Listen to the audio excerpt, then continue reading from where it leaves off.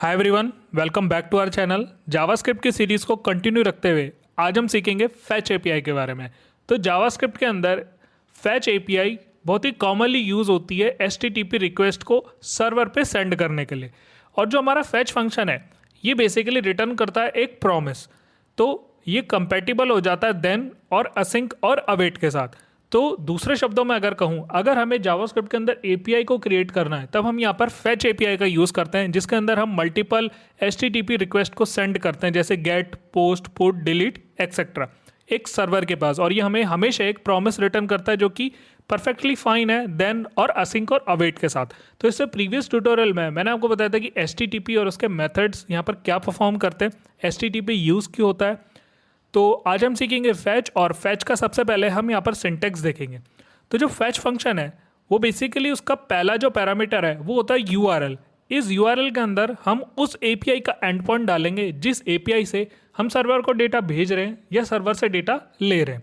और दूसरा यहाँ पर जो ऑप्शन है वो क्या है, एक ऑप्शनल पैरामीटर है जिसके अंदर हम मल्टीपल ऑप्शंस डालेंगे कि हमारे पास मेथड्स क्या रहेगा, हेडर क्या रहेगा, बॉडी क्या रहेगी और काफ़ी सारी और भी चीज़, जैसे हम एजेक्स के अंदर करते हैं वैसे ही जावास्क्रिप्ट के अंदर भी हमारे पास फैच यूज़ होता है। जैसे हम एजेक्स अलग थर्ड पार्टी लेते हैं वैसे ही हमारे पास ये फैच के अंदर यूज़ होता है। तो चलते हैं यहाँ पर इसको सीखते हैं। तो फैच के अंदर सबसे पहला जो पैरामीटर होता है वो होता है हमारे पास यूआरएल का। पहला पैरामीटर यूआरएल है। अगर मैं इस यूआरएल पे डायरेक्ट आपको लेके चलता हूँ और मैं यहाँ पर इसको पेस्ट कर देता हूँ तो आप यहाँ पर देखोगे कि एक Jason place holder dot typecode.com ये एक वेबसाइट है। बेसिकली ये मुझे क्या प्रोवाइड कर रही है, एक जेसन डेटा प्रोवाइड कर रही है जिसके अंदर यूज़र है, यूज़र का नेम है, ईमेल है, एड्रेस है, फ़ोन है, वेबसाइट है, उनकी कंपनी नेम है। तो यहाँ पर मल्टीपल यहाँ पर डेटा मुझे प्रोवाइड कर रही है। एटलीस्ट यहाँ पर 10 बंदों का यहाँ पर डेटा मुझे मिल रहा है और उनका location with latitude and their longitude. तो इसके ज़रिए हम यहाँ पर क्या करेंगे, ये मुझे फ्री डेटा प्रोवाइड कर रहा है। तो इस डेटा को हम मैनिपुलेट करेंगे। हम देखेंगे कि सर्वर के पास वापस कैसे भेजते हैं डेटा, सर्वर से हम डेटा को फैच कैसे करते हैं। तो चलते हैं यहाँ पर। सबसे पहले तो हम यहाँ पर क्रिएट करेंगे देन और कैच से। तो हम यहाँ पर देन और कैच का यूज़ करके सबसे पहले बनाएंगे, फिर हम यूज़ करेंगे असिंक और अवेट का। तो चलते हैं यहाँ पर। मैंने यहाँ पर फाइल ली है fetchapi.js और इसके अंदर सबसे पहले हम यहाँ पर लिखेंगे फैच। मैं यहाँ पर फैच फंक्शन लिखूँगा और इस फैच के अंदर वो यूआरएल डालेंगे जो हमें एंड पॉइंट पे भेजनी है। आप चाहे डबल कोट्स का यूज़ करें या सिंगल कोट्स, वो आप यहाँ पर ऐड कर सकते हैं। तो मैंने यहाँ पर फैच का यूज़ करा है। अब इसके बाद आप ये क्या है, एक प्रॉमिस रिटर्न करता है तो हम यहाँ पर देन का यूज़ कर सकते हैं। हम चाहे एंटर दबा के देन यूज़ करें या उसके साथ में देन यूज़ करें, इसके अंदर कोई इशू नहीं है। अब इसके अंदर हम एक प्रॉमिस फंक्शन डाल देंगे, सॉरी इसके अंदर हम एक कॉल बैक फंक्शन डाल देंगे और इस कॉल बैक फंक्शन के अंदर कुछ डेटा लेंगे जो कि डेटा हमें रिस्पॉन्स करेगा।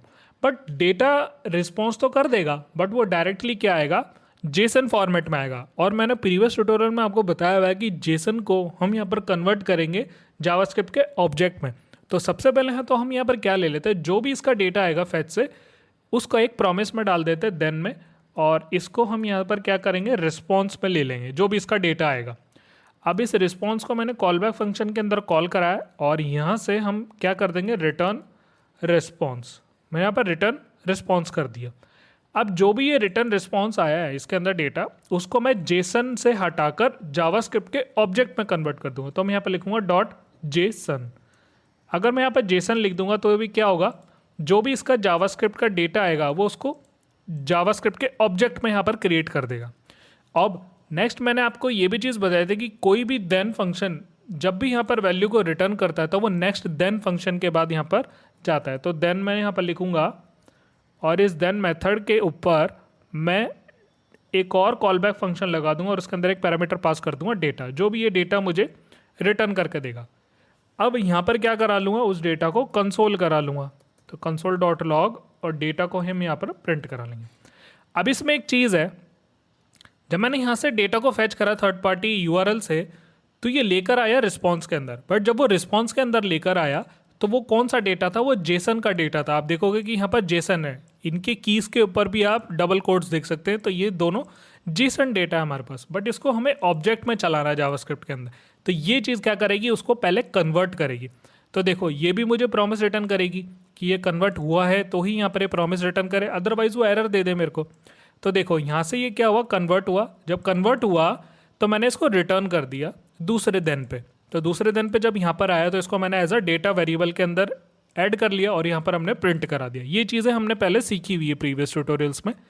और लास्ट में हम यहाँ पर क्या करेंगे, अगर कोई भी एरर आता है तो उसको हम क्या कर लेंगे, कैच कर लेंगे। तो ट्राई कैच भी हमने यहाँ पर सीखा है, उसको हम असिंक अवेट से करेंगे और हम यहाँ पर इसका देन का कैच यूज़ कर रहे हैं।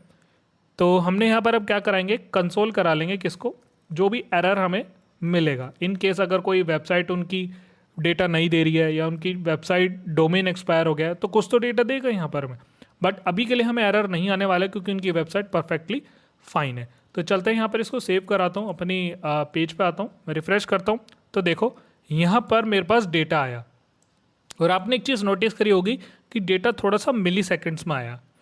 जैसे ही यहाँ पर मिली सेकेंड्स में आया तो आप यहाँ पर देखोगे 10 डेटा मेरे पास मिले। अभी प्रोटोटाइप क्या आया, इसका एरे, और इसकी लेंथ भी आ गई है 10 में। तो इसने क्या करा है, जावास्क्रिप्ट का मुझे ऑब्जेक्ट मिला है। अब इस एड्रेस के अंदर एड्रेस आ रहा है, जियो लोकेशन के अंदर जियो आ रहा है, और आप देखोगे कि इसके साथ एक ऑब्जेक्ट रिटर्न हो, मतलब ये पूरा ऑब्जेक्ट में मेरे पास डेटा है और ये 10 यहाँ पर एरे बन के आया है मेरे पास डेटा। तो आप देखोगे अगर मैं जीरो इंडेक्स को खोलूँगा, उसके अंदर एड्रेस होगा, कंपनी नेम होगा, उसके अंदर भी कई चीज़ें यहाँ पर हमें मिल रही है, ईमेल नेम। तो ये सारी चीज़ें हमें कहाँ से मिल रही है, थर्ड पार्टी वेबसाइट से, और हमने फैच एपीआई को कॉल करके उसका डेटा अपने सिस्टम पर लेकर आ गए। अगर मैं इसको रिफ्रेश करता हूँ तो आप देखोगे, मैं वापस से इसको रिफ्रेश करता हूँ तो अब ये काफ़ी जल्दी आ रहा है, क्योंकि पहली बार जो उसने डेटा को कैच करा वो थर्ड पार्टी से लेकर आया। अभी क्या कर रहा है, जावास्क्रिप्ट थोड़ा सा यहाँ पर कैश क्रिएट कर रहा है कि ये पहले से इसको स्टोर करके रखता है अगर एक जैसा डेटा यहाँ पर आ रहा है। अब मैं रिफ्रेश करूँगा तो अभी काफ़ी जल्दी आ रहा है, बट जब हमने पहली बार करा था तो हल्का सा मिली सेकेंड लेट हुआ था। अब मैं आपको इसमें बताता हूँ, कंसोल तो था हमारे पास कंसोल के लिए। अब इसके अंदर आप आओगे तो नेटवर्क टैग आपको मिलेगा। जब ये नेटवर्क टैब में आप आओगे तो आप देखोगे कि हमारी एपीआई कॉल हो रही है। कैसे, ये देखो fetch api.js नाम की, पहले देखो सबसे पहली फाइल हमारी कॉल हुई इंडेक्स ने कॉल करा fetch api.js को। अब इसके अंदर आप देखोगे कि ये जो फाइल है वो जो मुझे एक स्टेटस रिटर्न कर रही है, और बाय डिफ़ॉल्ट मेथड क्या होगा, गेट, जो मैंने प्रीवियस आपको बताया था कि जो गेट मेथड है वो हमारे पास बाय डिफ़ॉल्ट चलता है। अब जैसे कि यहाँ पर ये बाय डिफ़ॉल्ट चला तो मुझे क्या हुआ, इस यूज़र नाम का एपीआई मुझे यहाँ से डेटा रिसीव हुआ। तो प्रीव्यू में आता हूँ और रिस्पॉन्स में आता हूँ तो मुझे यहाँ पर कोई डेटा नहीं आ रहा है। तो यूज़र के अगर मैं आता हूँ एपीआई पे तो आप देखोगे कि वो सारा डेटा मुझे रिस्पॉन्स में भी मिल रहा है जो हमें यहाँ पर कंसोल में मैंने प्रिंट करा है। अगर आप यहाँ से कंसोल में इसको कमेंट कर दोगे और रिफ्रेश करोगे तो कंसोल से चला जाएगा, बट नेटवर्क को हम यहाँ पर देख सकते हैं। तो जब भी हम एक एपीआई को डेवलप करते हैं तो हम यहाँ पर नेटवर्क टैब के अंदर आकर चेक करते हैं कि वो एपीआई कॉल हुई है या उस एपीआई के अंदर हमारे पास कौन सा डेटा है। तो इस तरीके से हम यहाँ पर उस डेटा को चेक करते हैं फैच एपीआई। बट अब आप देखोगे कि हमारे फंक्शन जो हमारा प्रोजेक्ट होगा उसके अंदर तो मल्टीपल फाइल होगी, बट मैं चाहता हूँ कि सिर्फ वो चीज़ें दिखे जो मुझे एपीआई से कॉल होकर आई है। तो हम यहाँ पर किसका यूज़ करेंगे, फैच का। तो यहाँ पर लिखा हुआ है फैच, यहाँ पर और भी चीज़ें, डॉक्यूमेंट चेक करना, CSS चेक करनी है, JS, फॉन्ट, इमेज, ये सारी चीज़ें आप फिल्टर लगा सकते हो, बट मैं पहला फिल्टर लगाऊंगा फैच का। तो ये सिर्फ फैच वाली चीज़ें देगा कि जो मैं फैच से लेकर आया हूँ, जो इसके अंदर हमने URL पास करा है, सिर्फ उसका डेटा दिखाओ मुझे। तो हमने 5 बार यहाँ पर डेटा को फैच करा है। तो आप यहाँ पर देखोगे उनके प्रीव्यू और रिस्पॉन्स में हमें यहाँ पर वही डेटा दिखा है। बट ये जो डेटा आया है ना, ये आपका देखोगे कि ये जेसन में डेटा आया था, बट जब हमने प्रिंट कराया था कंसोल में तो आप उसका एक डिफरेंस देखना कि हमने उसको ऑब्जेक्ट में कन्वर्ट करा है। रिफ्रेश करता हूँ तो देखो ये हमारे पास जो डेटा आया वो ऑब्जेक्ट में कन्वर्ट हुआ है। इसके अंदर ये डबल कोट्स नहीं है, इसके अंदर किसी में आप चेक करोगे इसके अंदर डबल कोट्स नहीं है, किसी में क्या, सब में ही यहाँ पर डबल कोट्स नहीं, जब वो कन्वर्ट कर देता है तो आप देखोगे कि यूज़र नेम के अंदर डबल कोट नहीं है, नेम के अंदर डबल कोट्स नहीं, ईमेल के अंदर डबल कोट्स नहीं है। नेटवर्क टैब में आप आके देखोगे तो सबके अंदर डबल कोट्स है, मतलब जेसन टू ऑब्जेक्ट हमने यहाँ पर इसको कन्वर्ट करा, क्योंकि हमारे प्रोग्राम के अंदर, हमारे फंक्शंस के अंदर तो जेसन डायरेक्ट ऐसे नहीं चलेगा, हमें उसको पार्स करना पड़ता है। तो ये तो था हमारे पास फैच एपीआई, जिसमें हमने गेट की हेल्प से इस डेटा को फैच करा। बाय डिफ़ॉल्ट चलता है गेट। तो नेक्स्ट, अब इस चीज़ को हम यहाँ पर कैसे देखेंगे कि ये जो गेट है ये हमने प्रॉमिस रिटर्न करा, और इस प्रॉमिस रिटर्न करने के अंदर आप ये चीज़ चेक करोगे कि इसने जो हमारी कंडीशन है ये देन ने, इसको कैसे पता चलेगा कि भाई मेरे पास जो रिस्पॉन्स आया है वो सही है। तो यहाँ पर एक चीज़ है, आप हेडर चेक करोगे तो इसका एक स्टेटस कोड आया। हर एक HTTP मेथड का स्टेटस कोड आता है। जैसे 200 है तो ओके, मतलब स्टेटस ओके होता है। ऐसे ही आता है हमारे पास 404, 401 आता है अनऑथराइज, 403 आता है यहाँ पर फॉरबिडन, 501, 503, ये सारी चीज़ें यहाँ पर आती है। तो ये सारी चीज़ें हमारे पास स्टेटस रिसीव होते हैं सर्वर से। तो इन्हीं सर्वर की हेल्प से आपको अपनी API को चेक करना पड़ेगा। तो यहाँ पर अगर 200 आया तो इसके अंदर ये बता रहा है कि आपका रिस्पॉन्स परफेक्ट है और हम इसको आगे भेज रहे हैं। 404 आया होता तो एक एरर जनरेट करता मेरे को। तो अभी तो मैं आपको एरर नहीं दिखा सकता क्योंकि इनकी वेबसाइट तो बिल्कुल परफेक्ट चल रही है।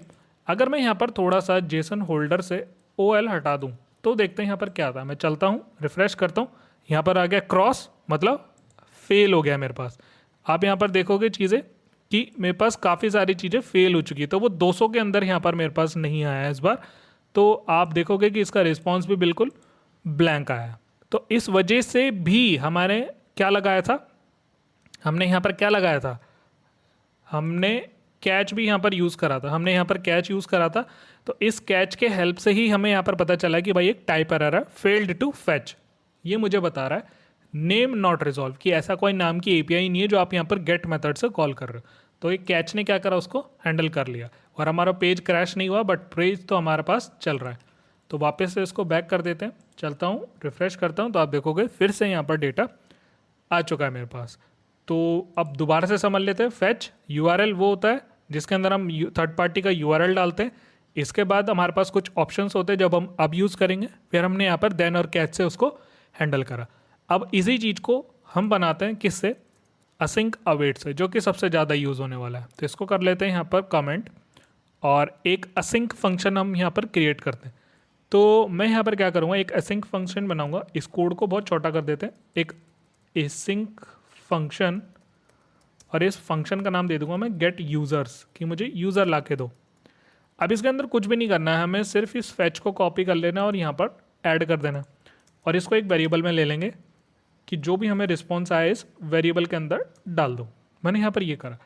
अब जब मैंने असिंक करा है तो इसके लिए मुझे वेट भी करना पड़ेगा क्योंकि वो टाइम रिटर्न, एक प्रॉमिस रिटर्न करता है। तो प्रॉमिस वाली सारी चीज़ें हम यहाँ पर या तो देन कैच में लगाते हैं या असिंक अवेट में। तो जब थर्ड पार्टी से डेटा आ रहा होगा तो थोड़ा टाइम लगाएगा, तो उसको हम अवेट करा लेंगे। तो हमने जब उसको अवेट कराया तो अवेट कराने के बाद उस डेटा को किसी वेरिएबल के अंदर भी रख लेंगे। तो जो भी मेरे पास रिस्पॉन्स आया उसको एक वेरिएबल के अंदर हमने स्टोर करा लिया। बस एक चीज़ है यहाँ पर, हमें यहाँ पर भी उसको कन्वर्ट करना पड़ेगा, .json में उसको कन्वर्ट करना पड़ेगा। अब यहाँ पर भी हमें अवेट लगाना ज़रूरी है। क्यों लगाना ज़रूरी है, उसने जब API से लेकर आया तो टाइम लिया होगा, बट मैं यहाँ पर कन्वर्ट भी तो कर रहा हूँ। तो हो सकता है हमारा सिस्टम भी उस टाइम सर्वर पे काफ़ी लोड हो, तो उसके लिए वो भी वेट करे, क्योंकि अभी तो हम लोकल पे चला रहे हैं। जब हमारे पास सर्वर जाता है तो 1 सेकंड, मिली सेकंड, 3-5 मिली सेकंड ऐसे कर करके हमारे पास API कॉल होती है। तो कोई ना कोई यहाँ पर API टाइम लेती है, तो इसके कन्वर्जन में भी तो टाइम लगेगा। तो इसलिए भी हम यहाँ पर हर एक चीज़ के अंदर असिंक और अवेट का यूज़ करते हैं। तो असिंक मैंने एक बार फंक्शन बनाया और इसके अंदर मैंने काफ़ी सारे जो मेथड्स हैं, फैच API है, इनको अवेट कराया। तो देखा ऊपर वाले कोड से कितना सिंपल यहाँ पर ये कोड है। सिर्फ हमने 2 बार यहाँ पर वेरिएबल के अंदर डेटा डाला और इस गेट यूज़र नाम के फंक्शन को अब बस क्या करेंगे, कॉल करा लेंगे। चलता हूँ ब्राउज़र पे, रिफ्रेश करता हूँ तो देखो डेटा के अंदर कोई भी बदलाव नहीं है। तो हम इस तरीके से असिंक अवेट का यूज़ करके इस डेटा को कॉल कराते हैं और यूज़ करते हैं। अगर मैं ये डायरेक्ट ही प्रिंट करा दूँ तो क्या होगा, तो console.log और लॉग के अंदर मैं डाल देता हूँ रिस्पॉन्स, सेव करता हूँ, ब्राउज़र पे आता हूँ, रिफ्रेश करता हूँ तो देखो यहाँ पर क्या है, उसने वो डेटा नहीं लेकर आया, मेरे को ये प्रिंट नहीं कराने दिया उसने। क्यों, क्योंकि ये जो डेटा लेकर आया ना वो किस में लेकर आया था, जेसन में यहाँ पर लेकर आया था। तो आप देखोगे कितना टाइम इसने लगाया जेसन में। तो देखो यहाँ पर कितनी सारी चीज़ें आई, इसने सिर्फ मुझे प्रॉमिस रिटर्न करा। इसने ये जो रिस्पॉन्स लेकर आया ये क्या बता रहा है कि मुझे प्रॉमिस रिटर्न हुआ है और उसके अंदर हेडर्स आए हैं और ओके ट्रू है, स्टेटस 2 आया है, कॉर्स एरर भी नहीं है और URL आपका ये था। तो ये मुझे रिस्पॉन्स मिला। नेटवर्क टैग में चेक करते हैं तो आप देखोगे कि यहाँ पर तो हमें रिस्पॉन्स मिलेगा, बट हम डायरेक्ट इसको प्रिंट नहीं करा सकते। ये मुझे प्रॉमिस रिटर्न करा। अब इसके अंदर हमने जेसन वाली जो भी चीज़ें होंगी ना, ये जेसन वाली जो भी चीज़ है इसको हमने यहाँ पर कन्वर्ट कर दिया, जेसन का डेटा को कन्वर्ट करा, बट उसके कन्वर्जन के लिए तो हमें यहाँ पर एक और लगाना पड़ेगा। तो उसके कन्वर्जन के लिए हम इसको ऐड करेंगे और इसका सारा डेटा इसके अंदर ऐड हो जाएगा। तो इस तरीके से हम यहाँ पर असिंक अवेट प्रॉमिस देन का यूज़ करके इन फैच एपीआई को कॉल कर सकते हैं, क्योंकि हो सकता है कि आपका इंटरनेट टाइम लगे, सर्वर पे टाइम लगे। तो ये चीज़ तो थी हमारे पास फैच एपीआई, जिसके अंदर हम गेट का यूज़ कर रहे हैं, जो कि बाय डिफ़ॉल्ट होता है। अब आते हैं उस ऑप्शनल वाली चीज़ पे जो मैं ऊपर आपको बता रहा था यहाँ पर कि ऑप्शनल के अंदर क्या आता है।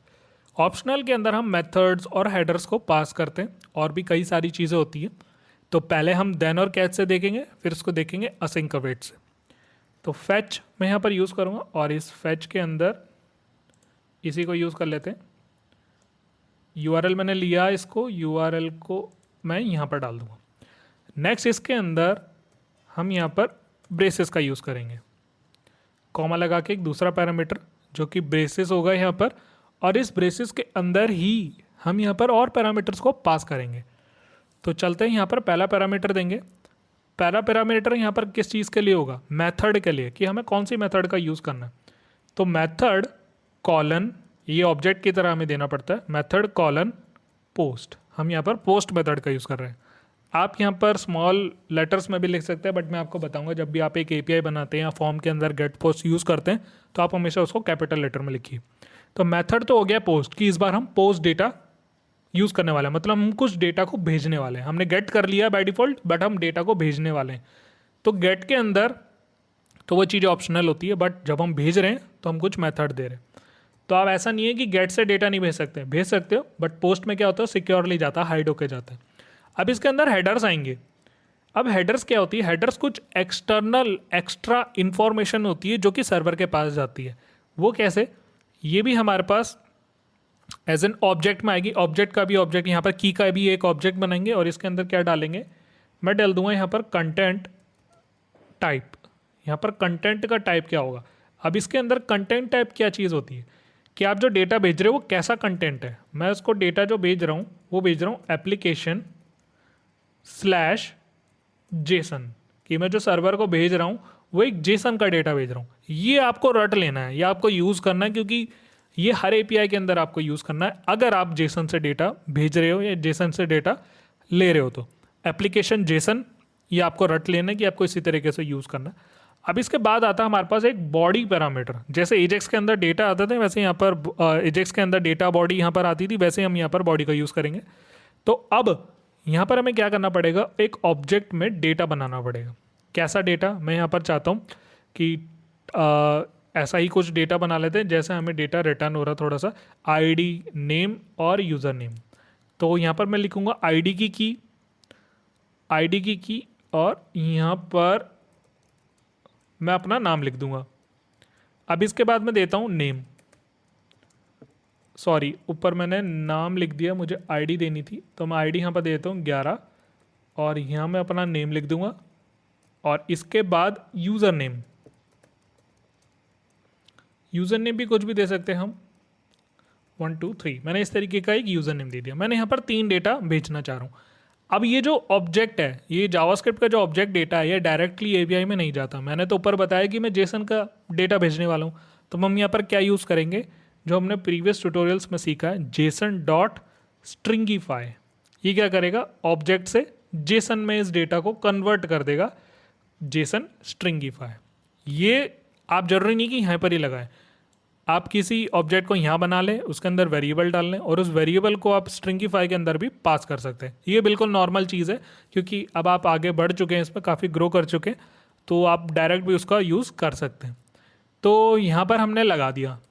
अब इसके बाद ये चीज़ है जो मुझे प्रॉमिस रिटर्न करेगी। तो प्रॉमिस रिटर्न करेगी तो देन हम यहाँ पर यूज़ करेंगे, और देन के अंदर जो भी रिस्पॉन्स आएगा उसको हम डायरेक्टली प्रिंट भी तो करा सकते हैं। एक एरो फंक्शन का यूज़ कर रहा हूँ, अगर मैं सिंगल लाइन का कोड यूज़ करता हूँ तो मुझे ज़रूरी थोड़ी कि ये लगाऊँ, मैं डायरेक्ट यहाँ भी तो प्रिंट कर सकता हूँ उसको। तो जो भी रिस्पॉन्स आएगा डॉट जेसन में उसको कन्वर्ट कर लेंगे, ठीक है। अब जैसे यहाँ पर कन्वर्ट करा, इसके बाद एक और पैरामीटर लिया देन, और इस देन के अंदर मैं data equals to arrow operator हमने यहाँ पर यूज़ करा, एरो फंक्शन, और कंसोल डॉट लॉग का यूज़ करके मैं उसको प्रिंट करा लूँगा, जो भी हमारे पास डेटा कन्वर्ट होके आ जाएगा। इसमें मैंने रिटर्न नहीं करा है, इसमें मैंने डायरेक्ट यहाँ पर देन लगा के इसको चला दिया।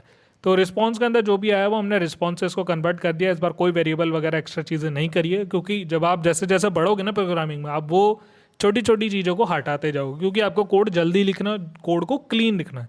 जरूरी नहीं है आपको हर बार वेरिएबल डिक्लेयर करके उसके अंदर वैल्यू साइन करो, फिर वही चीज़ का वेरिएबल यहाँ डालो। नहीं, आप जब आओगे जैसे जैसे ग्रो करोगे, काफ़ी सारी चीज़ आप ऐसे ही उनको स्किप करते हुए जाओगे और कोड को थोड़ा क्लीन बनाओगे, रीयूजेबल कोड बनाओगे आप यहाँ पर। तो देन तो हमने कर लिया है। इसके बाद हम एरर लेंगे जो कि कैच मेथड होगा। कैच के ज़रिए हम यहाँ पर एरर और डायरेक्ट ही हम कंसोल डॉट लॉग एरर का यूज़ कर लेंगे। तो ये हमने यहाँ पर क्या कर लिया है, मैंने देन और कैच का यूज़ करके एक प्रॉमिस रिटर्न कराया और फैच एपीआई से मैंने मेथड बता दिया कि पोस्ट है। हेडर में मैंने कुछ डेटा भेज दिया कि मेरी जो डेटा यहाँ से जाने वाला है वो एप्लीकेशन जेसन का है, और बॉडी के अंदर हमने वो डेटा भेज दिया जो हम भेजना चाहते हैं, जिसको हमने कन्वर्ट कर दिया यहाँ पर। अब चलते हैं यहाँ पर, इसको सेव कराते हैं और मैं रिफ्रेश करता हूँ इसको। तो देखो ये डेटा मेरे पास जा चुका है। अब जैसे ही मैंने यहाँ पर डेटा को भेजा, इसने मुझे क्या रिटर्न करा, एक प्रॉमिस रिटर्न कर रहा है इस चीज़ ने। तो उस प्रॉमिस का मैंने यहाँ पर क्या कर दिया, उसको रिटर्न करा दिया कि भाई आपने जो डेटा भेजा है ना वो आपको मिल चुका है। तो इस तरीके से आप पोस्ट का डेटा भेज सकते हो। असली रियल वर्ल्ड में हम यहाँ पर क्या करते हैं, ये जो डेटा गया इसको हम डेटाबेस में सेव कराते हैं और वहाँ से ओके रिटर्न करवा लेते हैं, या जो भी आपका मैसेज होगा आप उसको रिटर्न करा लेते हो कि डेटा सेव सक्सेसफुली। तो इस तरीके से हम यहाँ पर पूरे प्रोग्राम को चलाते हैं। और इसी चीज़ को अब हम कैसे देखेंगे, असिंक अवेट में। असिंक अवेट में मैं यहाँ पर लिखूँगा एक असिंक फंक्शन, और इस असिंक फंक्शन का मैं यहाँ पर नाम दे दूँगा क्रिएट यूज़र। मैंने यहाँ पर नाम दिया क्रिएट यूज़र। अभी ऊपर क्या था, फैच यूज़र, अब मैं दे रहा हूँ यहाँ पर क्रिएट यूज़र। इस फंक्शन के अंदर हम यहाँ पर क्या करेंगे, इस फैच को कॉल कराएंगे। तो इसी वाले को पिक कर लेते हैं जो हमने यहाँ पर करी थी, क्योंकि सेम ही यहाँ पर मुझे एंड पॉइंट को हिट करना है कि यहाँ से हम यूज़र बनाएंगे। तो जैसे ही मैं यहाँ पर यूज़र बनाऊँगा तो आप यहाँ पर क्या लिखोगे, यूज़र। अब देखो उसके अंदर एक और चीज़ है, अगर मैं यहाँ पर पोस्ट लिख दूँ तो क्या होगा, मैं यहाँ पर डालता हूँ पोस्ट। तो देखो पोस्ट के अंदर कोई चीज़ अभी ब्लैंक नहीं, मतलब उन्होंने वो ब्लैंक दिया हुआ, अभी उनका सिर्फ यूज़र चल रहा है। मुझे लगा कि पोस्ट भी उनका चलता था पहले, तो पोस्ट भी दिखेगा। तो चलो कोई नहीं, हम यहाँ पर यूज़र से ही कर लेते हैं। तो यूज़र ही फैच कर लेते हैं और यूज़र को ही सेंड कर लेते हैं। कुछ भी नहीं करना है यहाँ पर, मुझे ये सेम चीज़ फिर से कॉपी कर लेनी है, क्योंकि हमें वही तो चीज़ करनी है, बस हम असिंक अवेट से कर रहे हैं इस बार। तो मेथड पोस्ट हेडर्स ये सारी चीज़ें इसके अंदर आ जाएंगी, और इसके अंदर क्या होगा, ऑप्शनल पैरामीटर, तो कॉमा और करली ब्रेसेस, और इन करली ब्रेसेस के अंदर हम उन्हीं को पेस्ट कर देंगे। बस सेम ही चीज़ करनी है असिंक अवेट में भी। उस करली ब्रेसेस को लगा के दूसरा पैरामीटर हमने ये पास कर दिया। अब ये भी चीज़ हो सकती है, आपने ये जो पैरामीटर इसके अंदर ही पूरा डाला है, आप इसको यहाँ पर एक वेरिएबल के अंदर डाल सकते थे और उस वेरिएबल को ही सिर्फ यहाँ पर पास कर सकते थे। इस पूरे को उठा के एक वेरिएबल में डाल दो और यहाँ पर इसको पास करा दो, वो भी आप यहाँ पर कर सकते थे, बट नहीं, हम इसी तरीके का यहाँ पर यूज़ करेंगे। मेथड हमने करा, वही डेटा हम यहाँ पर भेज रहे हैं इस बार भी, कोई इशू नहीं है इस चीज़ के अंदर। अब हम क्या करेंगे, जो भी डेटा आएगा वहाँ से हमें रिस्पॉन्स मिलेगा, उसको अवेट करा लेंगे। ये बस ये वाली लाइन को फिर से चला देना है हमें, और मेथड इस बार पोस्ट हो गया। चलते हैं यहाँ पर, और डेटा का जो भी रिस्पॉन्स आएगा वो कन्वर्ट करके मुझे यहाँ पर ही दे देगा। और इस फंक्शन को अब हिट कराते हैं क्रिएट यूज़र, और ऊपर वाले जो मैंने देन कैच का यूज़ करा है इसको बंद कर देंगे।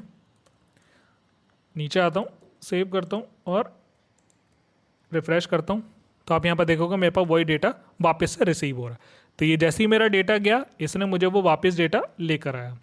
तो इस तरीके से हम यहाँ पर फैच का यूज़ कर रहे थे। देखो इसने भी मुझे वही डेटा रिटर्न करा कि भाई आपने जो भेजा वो सेट हो चुका है और आपको वो मिल चुका है। बट असल में क्या होता है, हम उस डेटा को डेटाबेस के अंदर डालते हैं और रिटर्न में कराते हैं ओके डेटा सक्सेसफुली एडेड। और देखो अब इसके अंदर हम एरर हैंडलिंग कैसे करेंगे, जब हम ट्राई कैच का यूज़ करेंगे तो एरर हैंडलिंग कैसे होगी। इस कोड को कर देते कमेंट, और ये जो फंक्शन है इसको मैं वापस ले लेता हूँ एक बार, थोड़ा इसको दोबारा चलाते हैं। इस बार क्रिएट नहीं, इस बार गेट यूज़र वाले पे मैं आपको दिखा देता हूँ। मान लो उसने मुझे डेटा नहीं दिया, तो जब डेटा नहीं दिया तो इसके ऊपर एरर हैंडलिंग को कैसे किया जाए, मान लो कुछ भी दिक्कत आ गई तो जो हमने कैच तो यूज़ करा था ऊपर, बट असिंक वेट के अंदर तो ट्राई कैच ही चलता है। तो पूरे को पहले डालेंगे ट्राई में कि भाई ये तो चलने वाली चीज़ होगी, ट्राई जो भी आया डेटा इसको ट्राई में डाल दो अगर हमें डेटा मिल रहा है तो। अब एक चीज़ है इसके अंदर, हम यहाँ पर क्या कराएंगे कैच, और कैच के अंदर वो एरर होगा जो हमें अपने सर्वर पर मिलेगा कि भाई हम जो भी एरर आ रहा है वो मुझे प्रिंट करा के दिखा दो, या तो पूरा एरर कर दो या उस एरर के अंदर का जो भी मैसेज है वो प्रिंट करा दो। इस तरीके से हमारे पास ये एरर मैसेज यहाँ पर प्रिंट करेगा।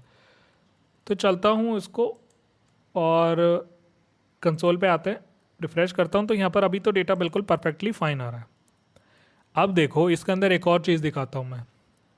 मान लो ये ट्राई तो अच्छा चला और इसके अंदर भी आ चुका है, मतलब यहाँ पर अगर मल्टीपल एपीआई होगी, पहली एपीआई चल गई तो ट्राई के अंदर ही रहेगी, पर जब दूसरी एपीआई चल गई वो भी ट्राई के अंदर है, बट तीसरी एपीआई में कोई दिक्कत आ गई तो क्या करेंगे हम?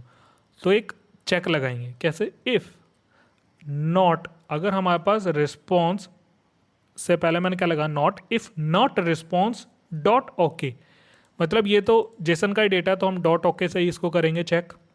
अगर रिस्पॉन्स के अंदर ओके नहीं आ रहा है, कैसे? देखो यहाँ पर नेटवर्क पे गए, यूज़र्स पे आए, हेडर्स पे देखे, अगर ये ओके नहीं आ रहा है मेरे पास, अगर ये ओके नहीं आ रहा है, या एंड आप आगे उसका स्टेटस भी लगा सकते हो, equals to not equals to 200 200, if not dot response dot okay and not response dot is equals to 200, तब हम यहाँ पर एक एरर को प्रिंट करेंगे। तो अभी के लिए मैं यहाँ पर ले रहा हूँ ओके। अगर मुझे ओके नहीं मिल रहा है तो हम यहाँ पर क्या करा सकते हैं, एक क्या कराएंगे, एरर को थ्रो भी करा सकते हैं, ट्राई कैच फाइनली, और एक और चीज़ आती है हमारे पास एक थ्रो, कि यहाँ से एरर को थ्रो करा दिया, क्योंकि ट्राई के अंदर पहली वाली चीज़ चल गई तो वो ट्राई में आ जाएगी, बट यहाँ पर मान लो कोई तीसरी एपीआई बंद हो गई तो अब इसका एक एरर थ्रो करेंगे। तो थ्रो न्यू एरर, कि भाई एक नया एरर थ्रो कर दो अगर मेरे पास रिस्पॉन्स नहीं आया तो। इससे क्या होगा, मुझे पता चल जाएगा किस एपीआई में दिक्कत है, कि हमारी यूज़र एपीआई फेल हो गई है, failed to fetch data, user API failed to fetch data. ये आइडेंटिफाई करने में आसान हो जाएगा कि कौन सी एपीआई में दिक्कत आई थी। अब चलाते हैं और वापस से कंसोल पे आते हैं और रिफ्रेश करते हैं। अभी तो बिल्कुल डेटा ओके, इसमें अंदर कोई भी इशू नहीं है। अगर मैं यहाँ से ई हटा दूँ और चलता हूँ, रिफ्रेश करता हूँ, तो यहाँ पर आ चुका फील्ड टू फैच। अब देखो ये तो डायरेक्टली इसके अंदर आ रहा है, अगर मेरे पास एक और एपीआई होती तो हमारे पास ये इशू इसके अंदर आता। तो इस तरीके से भी आप यहाँ पर करा सकते हो कि अगर मेरे पास ओके नहीं आ रहा तो हम यहाँ पर इसमें डालें, क्योंकि जब हम ओके कराएंगे ना इसके अंदर तो मल्टीपल एपीआई का यूज़ करेंगे। अभी मेरे पास कोई एक और एपीआई नहीं है, मेरे पास अभी यही फ्री एपीआई है, तो इसी के ज़रिए मैंने आपको बताया, बट जब हम प्रोग्राम बनाएंगे तो उनके अंदर मल्टीपल एपीआई आएगी। अगर उनका रिस्पॉन्स ओके नहीं आता है तो हम इसका एक एरर को थ्रो करेंगे, बट अभी इसने कैच में ही डाल दिया क्योंकि एक ही एपीआई है और सेम एपीआई में यहाँ पर चलाऊँगा नहीं। तो आई होप गाइज आपको ये समझ आया होगा कि किस तरीके से हम यहाँ पर फैच एपीआई इन सभी का यहाँ पर यूज़ करा रहे हैं। अब एक बढ़िया चीज़ और कर लेते हैं इसमें, मैं चाहता हूँ कि जो भी ये डेटा है ना वो HTML के अंदर प्रिंट होता जाए, उसका जो नेम है और यूज़र नेम है या उसकी आईडी है, सॉरी, या उसका कोई नेम या उसका ईमेल को हम प्रिंट करा लेते हैं। मान लो मेरे पास कितना तरीके का डेटा आ रहा है, मैं रिफ्रेश करता हूँ और अभी चलते हैं यहाँ पर, ये वाला डेटा किसी के अंदर भी लगा सकते हैं, इसके अंदर कोई ऐसा इशू नहीं कि ये यूज़ करना है। तो गेट यूज़र मैंने लिया और इस गेट यूज़र को मैं यहाँ पर चलाता हूँ, वापस से इसको एग्जीक्यूट करेंगे, सेव करता हूँ, रिफ्रेश करता हूँ और आप देखोगे कि यहाँ पर मैं डेटा लेकर आऊँगा इसका। अभी ये क्या हुआ है कि डेटा कुछ तो इशू है गाइस, मैंने यहाँ पर करा इसका डेटा, तो मैंने यहाँ पर करा Jason place holder dot type com. अच्छा, मुझे इसका फंक्शन चलाना है, गेट यूज़र्स, चलता हूँ, रिफ्रेश करता हूँ तो डेटा मेरे पास आ चुका है। मैं चाहता हूँ कि उसका नेम और ईमेल प्रिंट कराएं हम HTML के अंदर, तो वो कैसे होगा? कुछ भी नहीं करना है हमें, यहाँ पर एक HTML वाले पेज पे चलते हैं जो हमारी ये मेन फाइल है। HTML के अंदर हम कहीं भी एक UL ली हुई है मैंने, इसी UL की मैंने एक ID दे देता हूँ। इस यूएल की मैं आईडी देता हूँ, यूज़र का लिस्ट मुझे यहाँ पर निकाल के दो। ठीक है, मैंने यहाँ पर एक यूज़र लिस्ट बना दी है यूएल की आईडी। अब चलते हैं यहाँ पर वापस आ जाता है इसी पे असिंक वाली फंक्शन के अंदर। जो भी मेरे पास रिस्पॉन्स आया उस रिस्पॉन्स को अब की बार मैं यहाँ पर डायरेक्ट कंसोल नहीं कराऊंगा। क्या कराऊंगा, यहाँ पर मैं करा लेता हूँ डॉक्यूमेंट डॉट, आप कुछ भी यूज़ कर सकते हैं, मैंने काफ़ी सारी चीज़ें आपको दिखाई है। आप डॉक्यूमेंट डॉट गेट नहीं यूज़ करना चाहते तो document dot gate element by ID, और इस एलिमेंट बाय आईडी के अंदर मैं डाल दूंगा यूज़र लिस्ट। यहाँ पर डाल दी मैंने सिंपली, और इसको एक वेरिएबल के अंदर डाल देते हैं let user equals to document. तो अब ये यूज़र के अंदर आ चुका। अब यूज़र को प्रिंट कराऊंगा, कैसे कराना है इसके लिए भी तो तरीका होगा। देखो, जितने भी यूज़र्स आए हुए ना हमारे पास, उनको पहले प्रिंट कराना है। कैसे? वो यूज़र किस में आए हैं? डेटा के अंदर आए हैं। डेटा को कन्वर्ट कर लिया तो बहुत सारे यूज़र डेटा के अंदर आ गए। अब इस डेटा के अंदर मैं लगा दूंगा फॉर ईच। डेटा के अंदर फॉर ईच लगा दूंगा। एरे आती है ना, जो एरे के अंदर हमारे पास एरे ऑफ ऑब्जेक्ट ही तो आया है इसके अंदर। अगर आप देखोगे तो ये एरे ही तो है, ये एरे ऑफ ऑब्जेक्ट आया है डेटा। तो इस एरे के अंदर, डेटा के अंदर हम मल्टीपल वैल्यूज़ को प्रिंट करेंगे। तो यहाँ पर मैं लिख दूंगा यूज़र्स, कि जो भी हमारे पास डेटा के अंदर हर एक बार फॉर ईच के अंदर जो यूज़र्स होंगे वो प्रिंट कराना है मुझे। किसके अंदर? इस वाले यूज़र्स के अंदर। यूज़र की इसका थोड़ा नाम मैं बदल देता हूँ वरना आप कंफ्यूज हो जाओगे। User list dot inner HTML, उसके अंदर प्रिंट होता जाए। अब मैं लिख दूंगा यहाँ पर प्लस इक्वल्स टू बैकटिक, क्योंकि हम ये 6 कर रहे हैं अब, तो li लिखूंगा इसके अंदर, और इस li के बाद अपने डॉलर को प्रिंट करा लेते हैं और वेरिएबल को ऐड करा लेते हैं। तो यूज़र डॉट नेम, तो यूज़र के अंदर जो भी ऑब्जेक्ट के अंदर जो की का नेम है, यहाँ पर हम देख लेते हैं, कंसोल में आते हैं। यूज़र के अंदर ऑब्जेक्ट के अंदर जो नेम है वो मेरे पास आ जाए यूज़र का नेम, और साथ ही हाइफन दे के मैं क्या करा लेता हूँ, एक और वेरिएबल प्रिंट करा लेता हूँ, जो भी यूज़र्स डॉट ईमेल है वो यहाँ पर मुझे प्रिंट हो जाए। सिंपली बस इतना ही करना है इसके अंदर, और वेरिएबल के बाहर मैं li को क्लोज कर लूँगा। बस इतना ही सिंपल यहाँ पर करना है मुझे, और इसको ये प्रिंट करके दे देगा। अब इसका मतलब कई लोग समझे होंगे कि ये क्या है। देखो, प्रोग्रामिंग में आप चाहे 1 इक्वल्स टू 1 प्लस 1 लिखो या 1 प्लस इक्वल्स टू 1 लिखो, ये बात एक ही है। तो बस मैंने यहाँ पर यही चीज़ कराई कि वो उसी के अंदर ऐड होता जाएगा। ये हमने बेसिक सीखा भी हुआ है फॉर ईच के अंदर। तो कंसोल को यहाँ से हटा देते हैं, चलता हूँ और रिफ्रेश करता हूँ, तो देखो ULLI के अंदर हमारे पास वो सारा डेटा प्रिंट होके आया है। तो ऐसे हम विजिबल कराते हैं API का डेटा। और भी तरीके होते हैं, और भी अच्छे तरीके से हम कराते हैं। टेबल होगी, टेबल के अंदर डेटा TR/TD के अंदर प्रिंट कराना है, ऐसे भी हम यहाँ पर करा सकते हैं। तो ये सारे डेटा इसके अंदर आए। तो आई होप गाइज आपको समझ आया होगा कि किस तरीके से हम एक फैच API बनाते हैं। हमने API बनाई, API फैच करी, API के अंदर गेट और पोस्ट मेथड का यूज़ करा है। बट जब हम एक प्रोजेक्ट बनाएंगे तो उसके अंदर अपडेट, डिलीट, ये सारी चीज़ें करेंगे जब हम डेटाबेस में Node.js के अंदर इसको कनेक्ट करेंगे। तो कुछ भी डाउट रह गया तो मुझसे कमेंट सेक्शन के अंदर ज़रूर पूछना। सो इस वीडियो में इतना ही। Thank you so much.